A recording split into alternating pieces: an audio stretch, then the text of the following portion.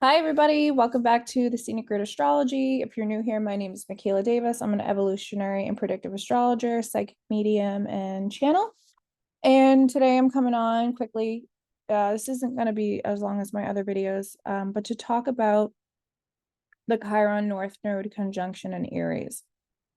And so this is going to be happening for a little while because the orbit of these two is slow. But you've probably been feeling this Chiron North Node conjunction coming up to this point over the last few weeks. Definitely been feeling Chiron in Aries for a while, especially for those of us with Aries placements, Libra placements, or cardinal signs. But of course, it's important for everybody, no matter where this is landing in your chart as well. And also, I apologize for my video quality. My new camera, the Sony that I usually use, is dead, so this is on my regular MacBook, and surprisingly, it's not that great of quality. But anyway, so I digress. This North Node Chiron conjunction, to me, is speaking about leadership.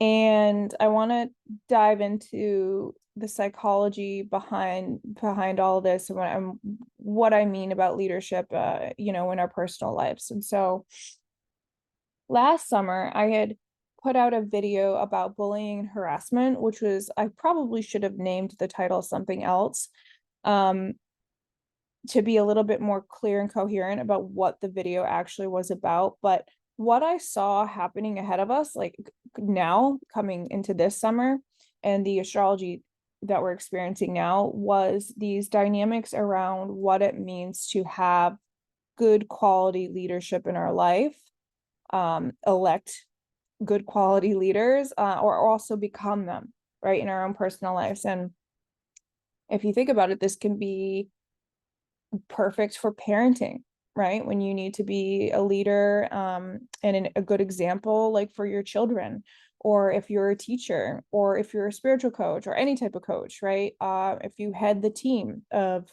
something, anything, that could even be like your kickball team that you're a part of every weekend. Essentially, at one point in our life, or for longer periods in our life, an individual is going to be in some type of leadership role and is going to have to understand what it means to stand apart from the crowd, stand against the crowd, and kind of take on this bold sense of agency for themselves. And when we look to the North Node, the North Node is foreign territory. It can be unfamiliar. It could be things that we're not really used to. And talking the natal chart, right? It could be, it's obviously the direction, the path that we need to go in to evolve. It is a fated point of destiny in our natal chart. And so the transiting node becomes a part of the unfolding of what your natal nodal placement represents in your birth chart. And if we want to understand the orbit of Chiron is also a sensitive point in the chart, much like the North Node, where it's what my teacher calls it, an energy antenna. And so we're really attuned, emotionally, spiritually, psychically, energetically attuned to the point of the Chiron placement in our chart. It's super sensitive, and it can hurt, right? Because it's oftentimes a part in our chart where we felt a sort of rejection. We felt unlovable. We didn't feel seen. We don't feel heard. We don't feel connection. Okay. And the part where Chiron is in our natal chart. And so then transiting Chiron becomes an energy sensitive point that gives off other energetic examples. And so for our case, for everybody right now, transiting Chiron is in Aries, there are energetic sensories and outputs going off to your natal Chiron placement that is requiring us to look at where we're not taking autonomy in our life, right? Aries qualities, where we're not being brave, where we're not being bold, where we're not speaking up, where we're not taking charge for ourselves, where we're not having that sense of agency to withstand, to uphold, to fight, to drive towards something. Okay, and so here we have this very significant conjunction of the North Node and Chiron coming together. And the North Node is going to take another 19 years to reach this point of Aries again in the chart. And Chiron isn't going to be there anymore. Chiron has a longer orbit in Aries. Its elliptical orbit is not the same through every sign. It does spend the most amount of time in Pisces, Aries, and Taurus, but it's already halfway through Aries, and it doesn't remain the same. But Aries, it does spend the longest time in, right, as far as an orbital period. So Chiron also is in the realm of between Saturn and Uranus, right, in the ecliptical orbit. And you know what, maybe I can share this really quick because I was looking at this earlier. Stop share screen. Here we go. We look at this. We've got Saturn over here, right? You can see Saturn. And then Uranus is outside here, over here, right? Chiron's orbit is in between these two. It goes in between Saturn and Uranus. It sometimes crosses Saturn's orbital boundary, and it sometimes crosses Uranus's orbital boundary, which is kind of cool to know. And if you want to take some time to meditate and like think about what that could mean, you know, as far as Chiron dipping in and out of Saturn and Uranus boundary layers and stuff, you know, that's something to think about. But we won't cover that today. We could probably cover that in a different video for sure. But, you know, what does Saturn represent? You know, if we think about what Saturn represents in the natal chart, it has to do with like things that we've been conditioned by, you know, our structural foundation that we live on, you know, our ethics to some degree, our rules, our regulations in our life, you know, things that provide substance. You know, to some degree, these things can be rigid characteristics. It's also how we emotionally condition ourselves and how we emotionally parent ourselves, right? Or how we've been emotionally conditioned to parent ourselves, right? It can represent the father archetype, the parent archetype, even the grandparents archetype in our chart, you know? And then when we go to Uranus, it represents individuality, okay? We step outside of that realm with Uranus. It represents becoming an individual, a sense of personal identity, you know, and breaking out of those structures, okay, breaking out of the realm of Mars, Venus, Mercury, Jupiter, Saturn, right? These societal things, these things that are more in our face as we're growing up and in our day-to-day lives, these things that condition us as we are a human being, learning and evolving and growing. And then we get to Uranus, and that's when we liberate ourselves. That's when we become an individual. That's when we, you know, go to the beat of our own drum. You know, that's when we free ourselves up financially, emotionally, mentally, you know, and all these dynamics. And if you haven't seen my videos on Uranus, what it means to go through a Uranus transit or Aquarius transits, or my Uranus video through the 12 houses, please go check that out, because it's going to help you actually understand what I'm talking about today with Chiron conjunct the North Node. So let me go back to the chart. Here we go. And as you can see here, you know, I just casted this for now. Don't worry about the rising sign, because this is just solely about what Chiron North Node to me is looking like as far as a transit. And so, you know, you've got our point of destiny, the North Node, you've got our direction and what we're leaning towards and heading towards going in. And you've got it conjunct Chiron, which brings a sense of vulnerability. Okay. An energy sensitive antenna that it's like, oh my God, this hurts. If I do this thing, if I go in this direction, this could cause me some pain. This could cause me a wound. This could trigger my wound. This could trigger my pain. Okay, it doesn't matter if you have Chiron or the North Node in Aries natally. It doesn't matter. This is a collective transit that's happening for everybody, that's helping everybody evolve on their own personal paths right now. And so like, let's look at this layer deeper. Okay. What does it mean to embrace Chiron in Aries? It would mean heading towards, right, North Node, heading towards things that are bold and instinctive for you. Instinctive action, instinctive drive. Things that you know that you might bump your head into going towards along the way, but you know you got to do it anyway. You know, one thing about the Aries archetype is the fact that it just does. It just goes, it just does, because it feels it. It feels the fire, it feels the fuel inside of itself, that it's like, I don't know where I'm going. I don't know what I'm doing. I don't know how I'm going to get there, but I'm going. And I'm probably going to trip. I'm probably going to get a scrape on my elbow. I'm probably going to bump my head into the wall, right? It can be that type of unknown. And that's the mix between this Aries Chiron conjunction, is like, there's an unknowing feeling towards this. There's an unknown drive. It's like, where is this coming from? But it can almost feel warrior-like for some people. You know, it can feel like fresh, impulsive energy coming in, but it can also be scary, because now with Chiron and Aries, this person, us, can be sensitive to the reaction that we're going to get from others, right? And that's because we're pulling in that Libra from the South Node. Because no matter what action you take or you don't take, you're going to feel it affect other people. You know, we are co-creating with all of each other all the time, right? So no matter what, if you do or you do not go in this direction, you're going to impact other people. And so this is an opportunity to honestly just be selfish and lay those things to the side and understand, what is your drive? Where's your energy taking you right now?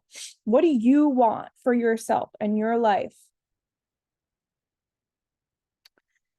You can get caught up in the sense of the wound of what it means to be an individual and what it means to go in your own direction and how that impacts other people. And we can get caught up in the fact that we can feel like if we do that thing, we might be unlovable, or if we do that thing, we might get rejection from other people, right? Or if we do that thing, maybe we won't fit in, right? Maybe we'll lose somebody along the way. Maybe we'll lose a partner. Maybe we'll lose a friend. Maybe we'll lose the job, security, whatever it is, right? There can be these fears coming through of rejection, because that's what Chiron will expose, is these deep fears of wounds and rejections.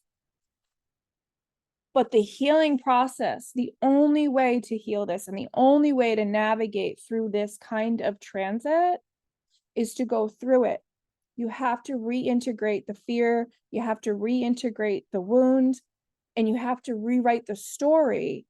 And actually, this is a psychological thing that that is a part of healing trauma and growth and woundedness and pains, is the fact that we have to actually reintegrate and rewrite our own stories of where the wound is. And that is one of the core principles about healing Chiron in the chart, is like, you don't identify with that wound forever. Like, it's okay to acknowledge the wound. And honestly, if you read the book, which I was reading last night to prep for this video today, it's called The Body Keeps Score, and I highly recommend it.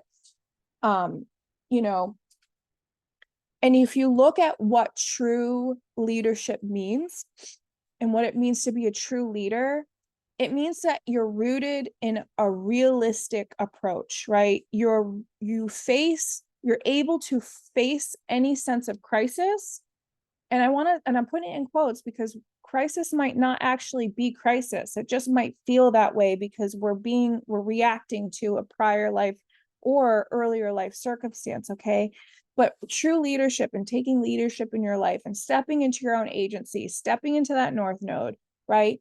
Healing the karmic Chiron wound means being rooted in a realistic approach so that when crisis does occur, you don't minimize the emotional response. You react in a new way that you can face the challenges of the chaos and all of the madness that can come forth, right? True leadership means being able to find meaning in difficult situations, okay, in wounded energy, in things that hurt us. We're able to find meaning in the face of this chaos and the madness that happens. And then you can attune yourself to the reality of what that experience felt like. And then you can teach it, and you can be a leader, and you can show other people that this is something that's able to be overcome. Okay, that's like the roots to me of this transit is the fact that true leaders are actually able to not suppress. They're able to break the silence of the wounds. They're able to break the silence of the things that hurt them. They're able to acknowledge it, name it, show up for themselves, right? Talk about it. You kill the hurt, you kill the wound, you close the wound up. It doesn't exist anymore if you're breaking the silence from it, if you're choosing to just go after it anyways, right? You're choosing to overcome the obstacles, you're choosing to let down the fears, right? Let down the fears of rejection, or the sense of woundedness that can be deep held within, and that can really hold somebody back from taking a leap of faith for themselves. Okay, so this isn't about hiding your feelings. This isn't about just acknowledging them. You know, we have to move past hiding them. We have to move past the silence, especially with Chiron in Aries and North Node in Aries. You know, this is about people overcoming these fears of not being loved and rejection, and really, really taking a sense of agency for themselves, really taking a head-on approach of being like, well, maybe I will be rejected, right? But there will be other people that resonate with me, that resonate with my story, that resonate with my pain, and want to follow me with where I'm going, because I've moved past that, or I am moving past that. You know, I'm choosing to move past it. I'm choosing to move past the fear of what once hurt me. It doesn't align with me anymore. It's not my story anymore. It happened to me, but it's like not the story, you know? And I've been through this myself, where I identified with a wound. Like I literally, the wound and me were like one, and it wasn't healing. It wasn't able, you weren't able to move past it. You have to be able to create a sense of a storyline beyond that, right? You learn from it, it gives you experience, but it doesn't embody who you are, and it doesn't shape who you are to the fact that like you can't go in a new direction or move past that, right? It's about unsticking ourselves. I don't even know if that's a word, but it's about getting ourselves out of that same repetitive pattern, that same storyline, you know? And so one of the other things that I was reading about last night was the 2 forms of self-awareness. And another thing that will help us navigate through any Aries transit, especially the North Node in Aries, to connect with your instinctual self, right? The impulsive, instinctual self of yourself that wants to just go. If that can seem scary to you, well, then I suggest that you start to also work on your sense of self-trust, and that you can trust that your instincts are going to be guiding you in the correct alignment that you need to be going towards, or the correct path that you need to be going towards. And the way to do that is to deepen your relationship to your self-awareness, your personal sense of self-awareness. Because if you are super hyper self-aware of yourself, your instinctual drives are going to be like, oh no, I trust myself, because the last time I did this, I ended up here, right? And it was awesome. So there's this level of trust, self-awareness, and instinctual drive to break free from these wounds. And so there's 2 forms of self-awareness, okay? The first one is autobiographical. So it creates a connection and an experience, and it assembles a coherent story. Okay, this is what happens in your brain, right? And that story gets assembled when you're connecting those experiences, okay, to a storyline. And then that gets rooted in a narrative within your psyche that you play out, okay? When your perspective changes, about that narrative, that's when you get a new input. That's when you get new solutions. That's when you break free of the trauma or the pain or the wound, right? When you can rewrite the story, what I talked about a little bit earlier, when you cannot identify with the wound anymore, but you can rewrite it so that it was a healing experience, a healing journey, but you're not identified with it anymore. Okay, and so that's one form that the human brain and body has self-awareness. Okay, and the other one is the moment-to-moment self-awareness, and that one is based on physical sensations. Okay, so if you feel rushed, right, or in fear, then you're not feeling safe, right? But if you feel safe and secure and your body can feel relaxed, then you're able to communicate your experiences, and then your self-awareness is more grounded and rooted in that sense. Okay, and so in essence, you want to be able to be conscious and self-aware enough that while you're taking the steps to go in this north node new direction, while these triggers are coming up for you, which they will under this transit, while there are opportunities to move beyond the wound, to acknowledge that you're a sensitive human being, that your antenna is spiking up, that these issues around self-love, wound, am I good enough, am I loved enough, will I be rejected, those things are going to be heightened. It's very normal. Name it, look at it, talk about it. Okay, because it's normal if you feel these things. It's normal for these things to come up. It's about being a human being, and ultimately source wants us to be here to just move back into the root of love. And the only way to change the world, to change your life, to have better relationships, to have a better career, the only way to do that is to focus on yourself. And like I had said earlier, be selfish right now, to focus on yourself and guide yourself instinctually towards that root of love, what that direct line of love means for you. Okay, and that's going to mean healing yourself and working on yourself and taking steps that better yourself. Okay, and aligning this part of telling your story, being truthful, being honest, and taking leadership for your life, right? And again, just remind yourself that the best leadership that we have are the ones that are able to be realistic at the fact that emotional crisis does occur, and that there's a meaning in these experiences that are relatable to so many other people. Gone are the days of shaming the fact that, I'm depressed today, I don't feel good today, like I'm down, or I feel rejected. Like, gone are the days of shaming and suppressing those very valid emotions that are a part of being a human being, that teach us how to get back to the root of love. It's time to break free from those habits and break free from those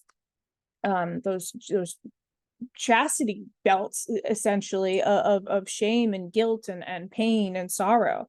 That's not what it's about. Aries energy is also, in my eyes, a form of liberation, because we need that Martian drive, we need that assertion, we need that willpower, we need that strength, we need that defensiveness. And defensiveness is in the fact that, like, we are our own warriors of love. We can be fighters and lovers at the same time, and we're fighting for our own health and wellness, right? We're fighting for our ability to be free, loving human beings. So anyway, I hope that this video helped a little bit, or gave you a little bit of perspective here. I was definitely feeling the energy today, so if it's a little sporadic, I just had a lot of thoughts going through my mind under this transit. But it's an important one, and Mars and Venus are aligning today too, and so I'm like extra stimulated because my Mars and Venus is in Aquarius, so I'm very stimulated today. I apologize. But yeah, so if you resonate, please give me a like or a thumbs up, leave me a comment below, let me know where Chiron and Aries meetup is happening for you in your chart, and how this is showing up for you, or how you've been feeling this transit. And also, I want to give a shout out to Luna Astrology Software. I do have a discount code that the link will be down below for 10% off. I always love using them. They're super beautiful layout. beautiful colors. It's really easy to use, and you can store all of your charts there for free on the iCloud, and you can access it on your iPhone or your iPad at any time wherever you are, so you can always be doing astrology. But that being said, guys, I'll be back soon. We got the full moon in Virgo coming up this weekend, so I should have a video out for you tomorrow. All right. Take care, nurture yourself, love yourself. Okay. Be strong warriors, and you are the leader of your life. Okay. So I am giving you all the love and light today. I'll talk to you soon.